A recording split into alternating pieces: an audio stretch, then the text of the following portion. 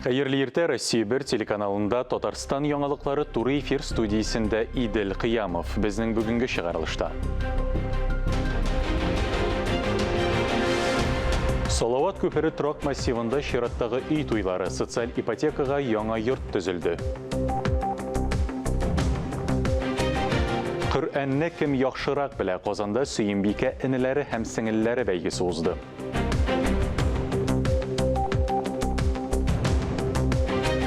Яңа стильдәге тамаша Габдулла Кариев исемендәге Татар дәүләт яшь тамашачы театрында «Бәхетле көнем» спектакле тәкъдим ителде.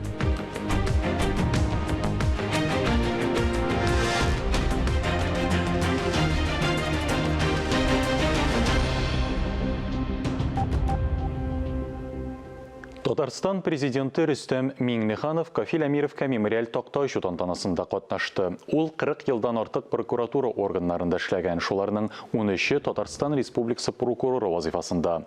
Кафил Әмиров 1949 елда Югары Ыслан районының Нариман авылында туган. Харьковта укыган, аның эшләре белән иҗат интеллигенциясе дә таныш. Кафил Әмиров китаплар язган, фотосурәткә төшерү белән шөгыльләнгән. Казанда күргәзмәләре дә оештырылды.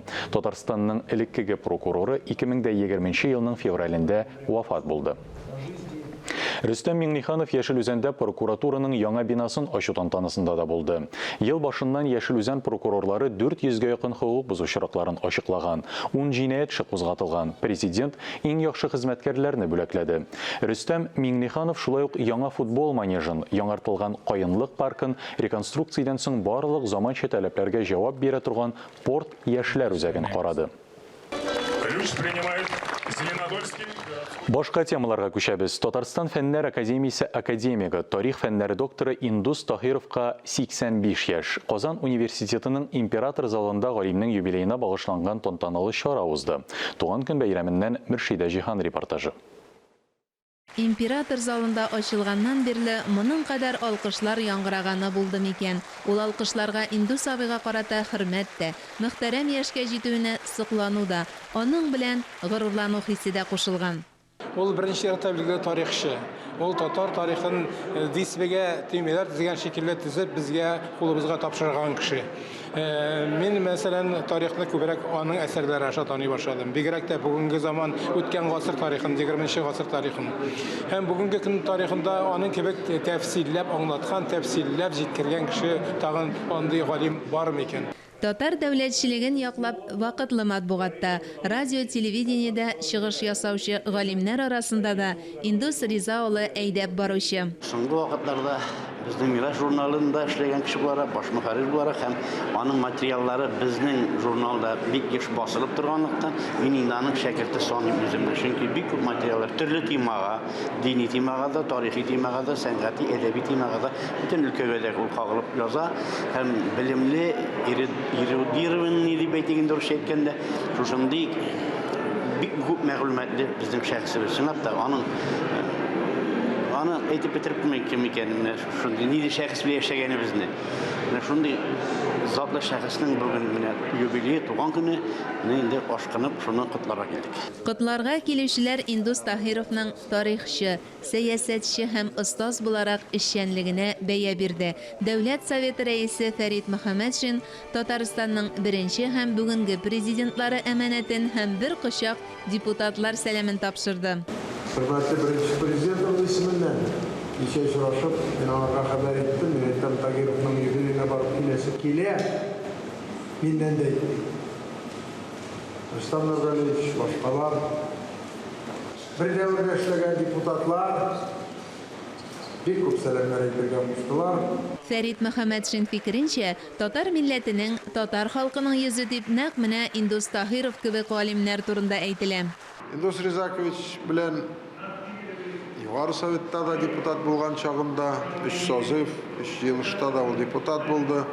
Күп кенә командировкаларга барырга туры килде. Теге шартнама өстендә эшләгән чагында, аннары конституция, яңа конституция үз кулыбыз белән язган чакта, аның акыллы киңәшләре, тәкъдимнәре хәзердә кулакта яңгырый. Бина республиканың бүгенгесендә аның авыр елларда шушындай юлны сойлап алып, аның тақдимы белән, халык теләве белән республика гөрләп, матур иттереп яши. Әле озын-озак еллар киңәшчебез булсагыз иде дип теләүчеләр арасында Искәндәр Гыйләҗев, Рамил Хәйретдинов, Рафаил Вәлиев, Радик Салихов кебек галимнәр дә бар иде. Индус Таһиров Татарстан Республикасы Фәннәр академиясенә нигез салучыларның берсе. Сез безнең академиябез горурлыгы дип рәхмәтен белдерде галим Наил Вәлиев. Гомер бәйрәме уңаеннан галимне Казан университеты проректоры Данис Нургалиев, Казан мэры Илсур Метшин исеменнән Лилия Бакулина котлады. Индус Таһиров Бөтен дөнья татар конгрессы башкарма комитетының беренче рәисе дә булды. Бүгенге җитәкчесе Данис Шакиров сез салган традицияләргә нигезләнеп эшлибез дип искәртте котлавында. Тантаналы чарада Татарстанның күренекле сәнгать әһелләре дә катнашты.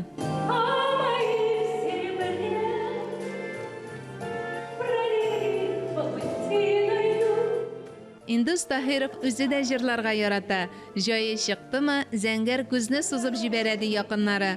Моң аңа әтисе Ризадан күчкән. Дөрес, туган көнендә ул үзе түгел, ә котларга килүчеләр җырлады. Татар дөньясына, фән дөньясы һәм әлбәттә инде филармониядә менә Кадим Назирович белән Индус Ризакович килә дисәк, без инде 1 сәгать алдан аны каршыларга дип үзебезнең кырыгына килеп басабыз. Чөнки ул һәрвакытта бик төгәл килә, бик салмак кына килә һәм аны һәрбер әйткән сүзе безгә сәнгатьпәрвәрләргә ул бик төгәл әйтә һәм бик кирәкле фикерләрен әйтә.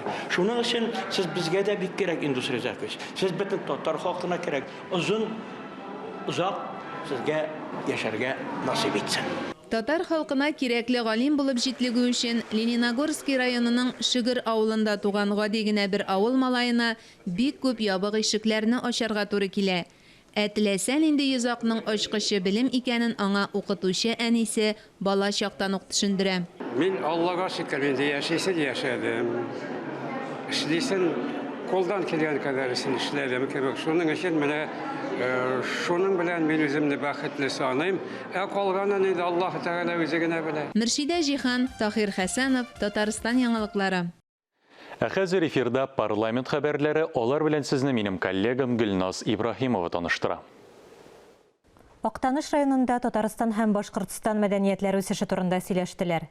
Профильле комитетларның урта күчмә утырышын күрше республикалар парламентлар җитәкчеләре уздырды. Делегацияне Татарстанның дәүләт киңәшчесе, республиканың беренче президенты Минтимер Шәймиевның туган авылында каршы алдылар. Депутатлар ике республиканың парламент җитәкчеләре Фәрит Мөхәммәтшин һәм Константин Толкачев рәислегендә мәдәниятләр багланышы үсешендә туган телнең роле темасына фикер алышты. Гимназия мәдәният йорты эшчәнлеге белән танышты. Очрашу нәтиҗәсендә резолюция кабул ителде. Анда ике республиканың да тел мәсьәләләрен хәл итәргә ярдәм итүче пунктлар бар. Әлеге документ республика парламентыннан федераль законга күчерелергә тиеш. Татарстанда яшәүче төрле халыкларның мәдәниятен һәм гореф-гадәтләрен үстерү турында сөйләшү берничә көннән соң Зәйдә дәвам итте. Халык биюләрен, җырларны, гореф-гадәтләрне, милли аш-суны һәр сабый белергә тиеш. Зәй районында 20дән артык милләт вәкиле яши. Халык бәйрәмнәрен кагыйдә буларак бергәләп билгеләп үтәләр. Ассамблея советы рәисе Фәрит Мөхәммәтшин туган телдә сөйләшүне бала чактан ук башларга кирәк дип саный. В компактно проживающих большинства населения в сельской местности, в детсадах, в яслях, почему бы не проводить такую же работу по сохранению с измальства, с детства языка отца и матери. То, что запомнится с детства, впадет в память, сохранится на всю жизнь. Очрашуга йомгак ясап, мәдәниятне саклап калу кирәклеген әйттеләр. Бөгелмә районында узган чираттагы зона семинарында сүз авылда хезмәт активлыгын арттыру һәм шәхси хуҗалыкларны үстерү турында барды. Парламент рәисе Фәрит Мөхәммәтшинга Татарстан авыл хуҗалыгы һәм азык-төлек министрлыгы җитәкчелегенә гаилә фермаларын, җирлекләрдә социаль объектларны күрсәттеләр. Аннары район авыл җирлекләре башлыклары, фермерлар һәм шәхси ярдәмче хуҗалык тотучылар авыл хезмәтчәннәренең проблемалары турында фикер алышты. Бүгенгә менә шулар. Парламент хәбәрләре белән сезне киләсе атнада таныштырырбыз. Сау булыгыз. Qozanның Салават Көпертроқ массивында 340 фатирлы социаль ипотека йортына күченделәр. Фатирларны предприятиеләрдә эшләүчеләр, яшь гаиләләр, ятим балалар, грант уткан табиблар, авария хәлендәге торакта яшәүчеләр алды. Һәр фатир сантехника, электр плитәләре, янгын сигнализациясе, су һәм электр энергиясе счетчиклары, шулай ук мәгълүматларны санауның автомат системасы белән җиһазландырылган. Ел ахырына кадәр Салават Көпер массивында тагын 9 йортны төзеп бетерү планлаштырыла. Татарстан президентының безнең ишегалды программасы буенча Казанның 86 ишегалды төзекләндерелә. Кайсы ишегалларын тәртипкә китерүен dvor.tatar сайтында белергә була. Татарстан дәүләт хезмәтләре порталында һәм мобиль кушымтада топ 200 ишегалды өчен тавыш биреп ремонтның чиратына йогынты ясарга мөмкин. Шунда ук 30 майга кадәр уңайлы шәһәр мөхите формалаштыру федераль проекты буенча төзекләндерелә торган иҗтимагый киңлекләр, парклар һәм скверлар өчен тавыш бирү бара. Сезнең тавышыгыз мөһим, чөнки җыелган баллар сонына башкалабызның реконструкцияләүгә бүлеп бирелгән акчалар суммасы да бәйле булачак. Казанда Сөембикә энеләре һәм сеңелләре бәйгесе узды. Гаилә мәчетеннән Ләлә Зәйнуллина репортажы. Балалар арасындагы Коръән уку бәйгесе быел 23-нче тапкыр оештырыла. Ул 2018 елдан гаилә мәчетендә уза. Анда 4-18 яшьлек балалар катнаша. Шы күркәм шараны безнең Әлмира апабыз башлап җибәрде. Әле һаман да исебездә шушы беренче мәртәбә бу шара Мәрҗани мәчетендә узган иде. Һәм хәзерге вакытта да әле күз алдында сыман шушы Әлмира апабыз үзенең кичкенә генә сумкасын, теге коляскалы сумканы өстерәп, һәрбер кибеткә кереп, һәрбер мусульман кибетенә кереп, һәрбер оешмага кереп, ярдәм итегез инде шушы бәбкәчләребез бит инде ул. Шушы Сөембикә энеләре һәм сеңелләре дигән шушы чараны уздырырга телим бит инде дип, чын күңел белән бирелеп, әйм башлап җибәргән иде. Тотрыксыз вазгыятьтә яшәгәндә дә шушы ислам өммәтен, шушы яшьләребезне берләштерү өчен, бердәм кылу өчен сәбәпче булып торса инде дип шушы ниятта калабыз. Бәйгегә Татарстаннан һәм Россия төбәкләреннән йөзләгән бала җыелды. Инде балалар шул кадәр куанып, канатланып кайталар, әлбәттә берсеннән Казан шәһәрен күреп кайталар, икенчедән үзләренең менә иптәшләр табып, үзләр шикелле егетләр, кызларны күреп, әлбәттә бер төрле тәргиз булып дулкынланып кайталар. Конкурс 2 өлештән тора. Беренчесе яттан Коръән сүрәләрен уку, икенчесе сорауларга җавап бирү. Мулла авылда ул мине намазга бастырды. Аузу биллахи минеш шайтанир раджим. Бисмиллахир рахманир рахим. Альхамдулиллахи раббил алямин. Аррахманир рахим. Малики яумиддин. Ияка набуду ва ияка настаин. Ихдина сиратал мустақим. Сиратал лазина ан'амта алейхим гайрил мағдуби алейхим валад-даллин. Амин. Коръән сүрәләрне өйрәнәм. Бисмиллахир рахманир рахим. Анзалнаху фи лейлатил кадр. Ва ма адрака ма лейлатул кадр. Лейлатул кадр хайрун мин алфи шахр. تنزل الملائكة والروح فيها بإذن ربهم من كل أمر سلام هي حتى مطلع الفجر. Бәйгенең алып баручысы Гамил Нур балалар белән уртак телне тиз тапты. Ул аларга кызыклы һәм иштәлекле сораулар әзерләгән. Бәйгенең кунагы галим профессор Хатип Миннегулов балаларга туган телне белү әһәмияте турында сөйләде. Әгәр дә без халкыбызның милли булуын, аның динне әхлаклы булуын телибез икән, без кичкенәләрдән башларга тиеш. Һәм менә мин шуңа куанам, кичкенә балалар монда бәйрәмгә килгән кебек киләләр, куанышалар, катнашалар. Менә шушы алга табада дәвам итәргә кирәк. Бирегә йөзләгән бала җыелганлыктан казыйлар бер юлы берничә катнашучыны тыңлады. Кызлар һәм малайларны аерым бәяләделәр. Оештыручылар һәр катнашучыга истәлекле бүләкләр тапшырды, ә җиңүчеләр диплом белән дә бүләкләнде. Бәйгедә катнашу ул үзе зур җиңү. Иң куанычлысы әлеге балалар халкыбыз тарихын, гырыф-гадәтләрен өйрәнеп, рухи мирасны үзләренең күңел хәзинәсенә сеңдергәннәр инде. Ләлә Зайнуллина, Тахир Хәсәнов, Татарстан яңалыклары.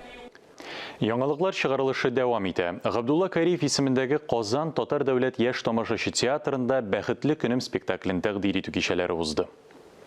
Спектакльнең режиссеры Санкт-Петербург шәһәреннән Екатерина Гороховская. Ул Казан тамашачысына «Мию, минем Мию» премьерасы буенча яхшы таныш. Режиссер фикеренчә, әлеге камералы спектакль и театр традицияларын яңарта.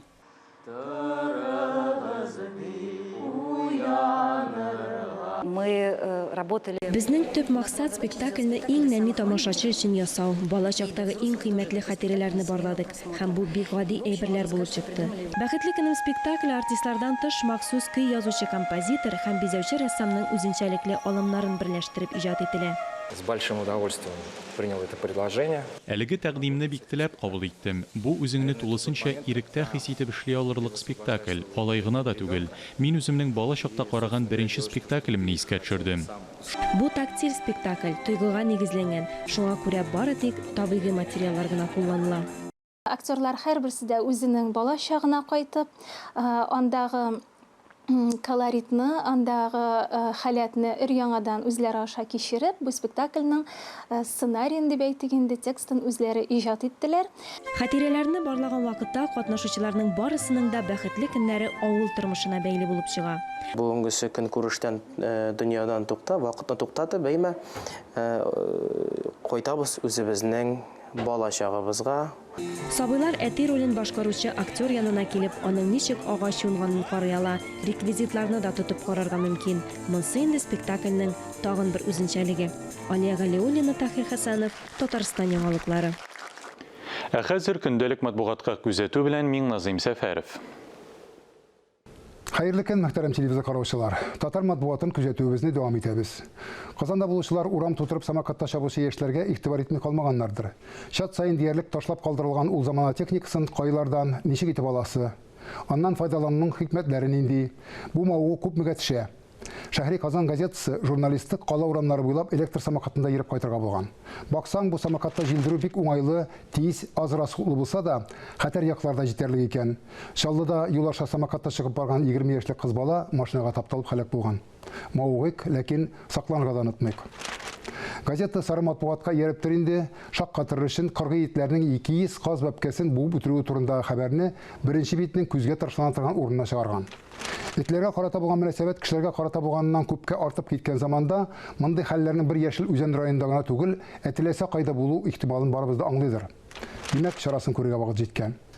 Шәһри Казан газетасында басылган «Тел әнидән, җырлау әтидән» исемле әңгәмәсендә яңа гына табадан төшкән Татарстанның атказанган артисты Рифат Зарипов үзенең бер концертын кую күпмегә төшкәнен дә әйтеп биргән. Сабантуйлар якынлашканда монысын да белеп торырга кирәктер. Казан утлары журналының май саны юбилейларын үткәргән әдипләрнең иҗатына зур урын биргән. Халык шагыйре Ринат Харисның яңа шигырьләре белән ачылган журнал Зиннур Хөсниярның Мәдинәгә медаль бирәләр повестен, Рәдиф Сәгъдинең Алло кем әле бу романының дәвамын, Фаат Галимуллинның автобиографик бәянының азагын һәм Төркиядә яшәп иҗат итүче Айзирә Гәрәева Акчураның Истанбул малаеның ахырын урнаштырган. Укым дигән кешегә гыйбрәтле дә, мавыктыргыч та әсәрләр. Синбикәр журналда үзенең юбилейларын онытмаган. Язучы Сәмига Саубанованың ул чыннан да бәхетле хикәясе хатын-кызларыбыз күңеленә бигрәк тә хуш килер дип уйларга кирәк. Абынып та егылмый калган кыз баланың бәхетле булуы очрагы турында бу әсәр. Миңа калса, хаталамыйча гына бәхетле булуы җиңелрәк тә, хәерлерәк тә. Журнал заманыбызның тагын бер шире турында борчылып яза. Баксаң, картаюдан һәм тышкы кыяфәтенең камил булмавыннан курку эпидемиягә әйләнеп бара икән. 20 яшьтән үк эстетик клиникалар ишеген ачып керүчеләр саны арта дип яза журналист Шулпан Галиәхмәтова. Аның кытыш-кыш матурлык дигән язмасын укып чыгу бик тә мәгълүмат биреп кенә калмыйча, асыл затларыбызга шөкранә кылырга да ярдәм итәр дип уйларга кирәк. Хаталанмыйча, булганнар шөкр итеп яши белү бик зур байлык икәнлеген онытмасак иде дигән теләктә бүгенгә сезнең белән саубуллашам. Исәнлектә күрешик.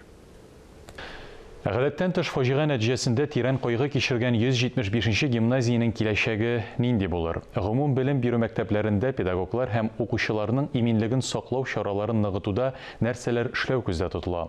Чыгарылыш сыйныф укучыларының бердәм дәүләт имтиханнары ничек уза?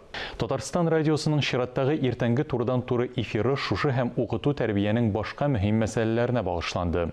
Республика мәгариф һәм фән министры Илсур Һадиуллин радио тыңлаучыларны кызыксындырган көнүзәк сораулар җаваплар бирде. Без дә аңа кайбер сораулар белән мөрәҗәгать иттек. Илсур Гәрәевич, исәнмесез? Фаҗига булган гимназиянең укучыларының бүгенге хәле ничегрәк?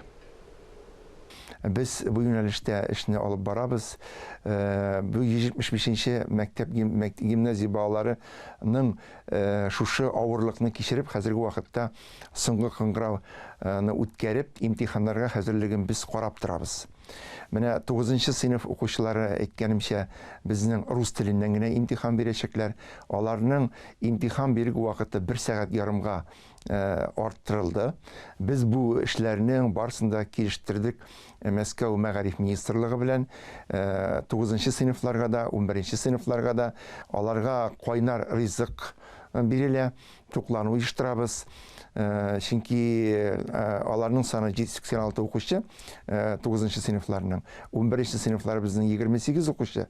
Аларга да шулай ук кайнар ризык белән 1 сәгать ярымга арттырдык имтихан бирү сәгатьләрен вакытын. Һәм бу рус теленә генә кагылмый, башка балалар үзләре сайлап алган предметларга да кагыла.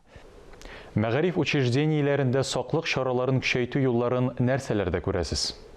Әгәр дә ел дәвамында һәр даим менә шулай эвакуацияны өйрәтмәгән булсалар, чыгу юлларын белмәгән булсалар, тынычлык саклый ала торган итеп эшләмәгән булса, безнең җинаять тагын да зур масштаб алган булыр иде, тагын да авыррак булган булыр иде. Республика мәктәпләрендә куркынычсызлыкны тәэмин итү буенча эш алып барыла. Хәзерге вакытта белгәнегезчә Россия президенты Владимир Владимирович Путинның йөкләмәсе нигезендә гомумән Россия мәктәпләрендә бердәм таләпләр булырга тиеш бит инде, саклау чаралары, аны ныгыту, көчәйтү. Коронавирустан саклану чараларына да тукталсагыз иде. Маска белән йөрү укытучыларга үзенең саклау мәсьәләләре каралган. Шуннан тыш хәзер вакцина чыкты. Вакцинация булырга тиеш. Әйткәнебезчә, коллективларда әгәр дә 60% коллектив вакцинация кабул итеп, шундый иммунитет без эшли алабыз икән, ул очракта гына без үзебезне тынычландыра алабыз. Кызганычка каршы, хәзерге вакыттан тынычландырырга бик иртә. Бүтән таләпләрне без үтәргә тиешбез. Иң мөһиме бер генә юл. Яисә вакцинация оласың, яисә авыртып, аның инде исән сау чыгалсаң, авыртып, шушы авырлыкларны күрәсең. Мин уйлыйм, менә президентларыбыз да әйтеп тора, һәм җитәкчеләребез дә моны карап торалар, тикшереп торалар, халыкка, укытучыларга аңлатып, Атина белән берлектә шушы вакцинацияны матур гына башкарып чыгарга кирәк иде. Шунсыз без бүтәнчә берничек тә ярдәм итә алмыйбыз. Бердәм дәүләт имтиханнарын тапшыру ничегрәк оештырылды? Имтиханны курыкмыйча тапшыру өчен ныклы белем кирәк. Ныклы белем өчен мөмкинлекләр тудырырга кирәк. Мөмкинлекләр ул безнең бар. Укытучыларыбыз бар, мәктәпләребез бар. Иң мөһиме теләк кирәк. Ә инде бу ситуациядә гомумән имтихан биргәндә укытучыларга да, әти-әниләргә дә, әлбәттә балаларның үзләренә дә шул бер генә теләк. Үзегезне тынычландырырга, кирәкмәгән эш белән шөгыльләнмәскә, димәк, шпаргалка язып вакытны алмаска, аны бары күчереп булмый, күчерергә теләк белдерелгән очракта да сине арттан да, алдан да камера күчереп ала. Бу бөтенесе Мәскәүгә тапшырыла, безнекеләр дә карыйлар. Монсы бер, икенчедән, алда да, артта да шулай укытучылар басып торалар, алар күрәләр, күреп тә инде балага ярдәм итәсе урынга бер сүз эндәшмичә узып китәләр икән. Бу шулай ук җинаять дип уйлыйм мин, чөнки тиз генә балага әйтергә кирәк. Нәрсә булса актарынма кисәндә, яисә алып ат, күрмәсеннәр, чөнки син имтиханнан азат ителәсең дип. Азат итсәң шундый мәгънәдә сине имтиханнан чыгаралар һәм быел син имтихан бирмәячәксең дип. Менә андый кайгыртучанны күрсәтү, кирәкмәгән кайгыртучанны күрсәтү. Имтихан вакытында ул бары тик начар нәтиҗәгә генә китерә.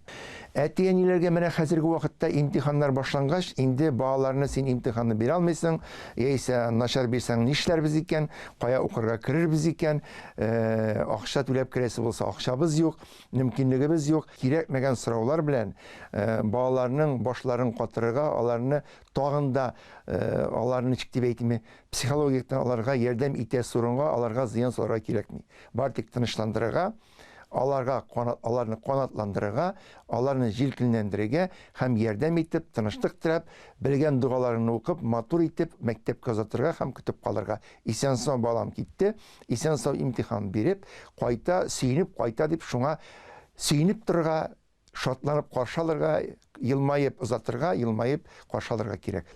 Актуаль әңгәмә сәхифәсендә безнең сорауларга Республика мәгариф һәм фән министры Илсур Һадиуллин җавап бирде. Әлеге сәгатькә шундый яңалыклар иде. Мин Идел Кыямов. Бүгенгә сезнең белән сау буллашам. Исән-имин, сау-сәламәт булыгыз.